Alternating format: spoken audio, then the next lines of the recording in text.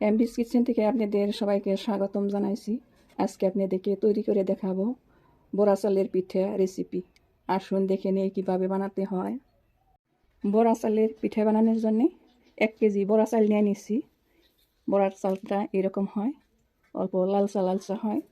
এখন আমি পানিতে ভিজিয়ে রাখবো 2 ঘন্টার সময়। পানিতে ভিজিয়ে আমি চালটা ধুয়ে নিয়ে নিচ্ছি।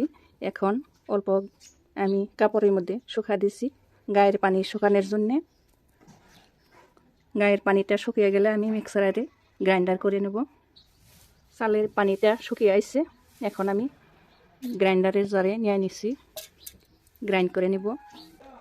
একটি নারকেল ভাঙ্গিয়া কুড়িয়ে নিয়ে নিচ্ছি আমি। নারকেলটা ভেজে নেব। 1 কাপ চিনি দিয়ে দিছি, গ্যাসটা অন করে দিছি। এখন নেড়ে চেড়ে ভেজে নেব। নারকেলটা এরকম আমি ভেজে নিব। গ্যাসের ফ্লেমটা মিডিয়াম করে দিছি।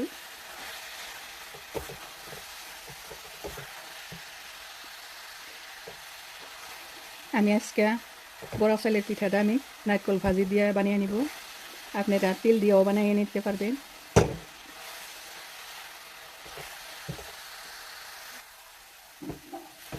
এখন আমার নারকেল ভাজাটা হয়ে গেছে, দেখুন শুকিয়ে গেছে। এখন আমি গ্যাসটা অফ করে দিছি, নামিয়ে নিব। এখন আমি বড়া চালের পিঠাটা বানিয়ে নিব। এরকম একটি মাটির তাওয়া নিয়ে নিছি, গ্যাসের ফ্লেমটা একেবারে লো করে দিছি। এখন বসিয়ে নিচ্ছি। আমার তাওয়াটা গরম হয়ে গেছে। এখন আমি গুঁড়িটা দিয়ে দিছি। গুঁড়িটা এভাবে দিতে হয়, শুকনাই দিতে হয়। দিয়ে এরকম করে আমি চামচ দিয়ে ছড়িয়ে দিছি।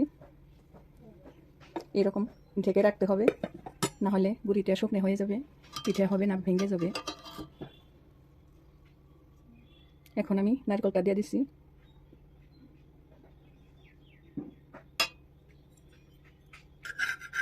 এইভাবে উল্টিয়ে দিছি আমি। এরকম কম করে আমি ভেজে নেব। গ্যাসের ফ্লেমটা লো করে ভাজতে হয়। এখন আমি পিঠাটা উঠিয়ে নিয়েছি।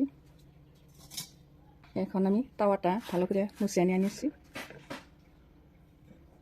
আবারও আরেকটি পিঠে আমি দিয়ে দিছি।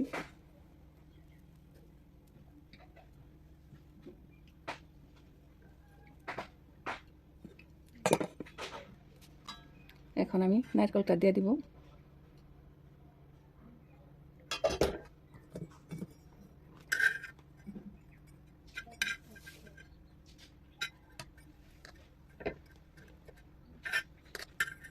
এইভাবে আমি পিঠাগুলো বানিয়ে নিব।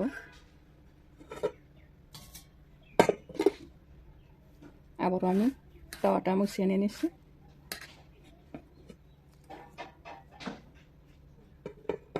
চালের গুঁড়াটা দিয়ে দিছি।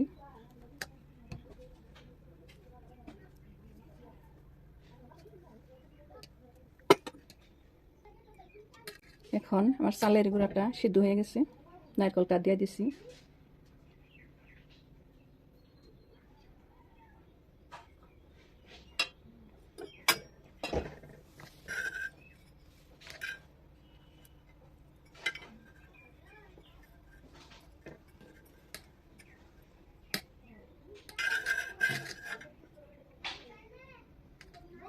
এইভাবে আমি পিঠাগুলো বানিয়ে নেব।